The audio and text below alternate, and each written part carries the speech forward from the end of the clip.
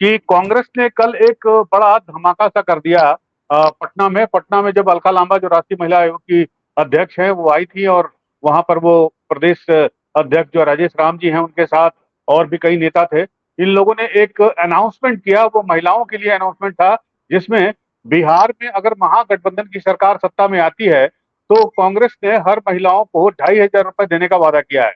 और कांग्रेस ऑलरेडी ये स्कीम चला रही है, चाहे वो तेलंगाना हो, चाहे वो कर्नाटक हो और चाहे वो हिमाचल प्रदेश हो।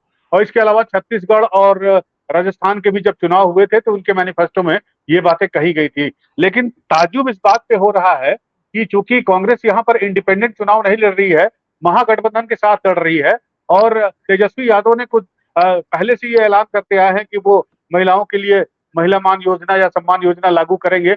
लेकिन उसके बावजूद, इसके पहले ही कांग्रेस का इस तरह से एकदम से अचानक से लॉन्च कर देना लोगों को थोड़ा सा आश्चर्यचकित कर रहा है। तो इसी बारे में बातचीत करने के लिए ज्ञान रंजन जी हमारे साथ मौजूद हैं, वरिष्ठ प्रवक्ता। ज्ञान रंजन जी, आपका बहुत बहुत स्वागत है। सवाल ये भी उठता है कि इस तरह से अचानक इस महिला मान योजना या सम्मान योजना जो भी आपने कही है कल लॉन्च करने की बिहार में, जिसमें 2,500 रुपए हर महीने मिलेंगे महिलाओं को, तो इसके पीछे क्या राज है? अनूप जी, पहले तो आपने मुझे बुलाया गेस्ट पैनल में, उसके लिए आपको धन्यवाद। और आपको मैं विश्वास दिलाता हूं कि आपको आपका जो ये ऑब्जेक्टिव है फुलफिल होगा। देखिए, कांग्रेस पार्टी एक राष्ट्रीय पार्टी के तहत है, और ये जो माई बहन सम्मान योजना है, जो महिलाओं की सशक्तिकरण, जो आर्थिक नीति है महिलाओं को मजबूत करने के लिए, ये कोई नई नहीं है। और आप देखे होंगे कि इसका सबसे पहले उदाहरण रिसेंट पास्ट में आप देखे होंगे कि कर्नाटका से हम लोगों ने शुरू किया था। उसके बाद आपने देखा कि तेलंगाना, छत्तीसगढ़ होते हुए हम यहाँ तक पहुंचे हैं।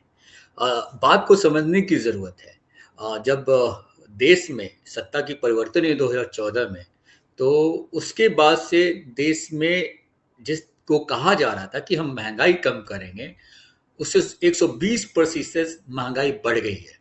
चाहे आप गैस सिलेंडर एलपीजी का ही आप अगर एग्जांपल देते हैं, जो कभी 550 में हुआ करता था, 1000 पार है, लगभग दुगना। तो कहने का ये तात्पर्य है कि महंगाई से जो सबसे ज्यादा असर पड़ा है, घर की गृहिणियों पे पड़ा है। क्योंकि घर की जो गृहिणियां होती हैं वो घर का हिसाब किताब और चलाती है।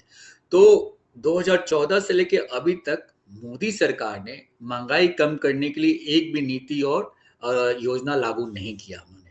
तो सबसे ज्यादा इसका जो असर हुआ है, कमर टूटी है, वो महिलाओं की टूटी है, गृहिणी की टूटी है।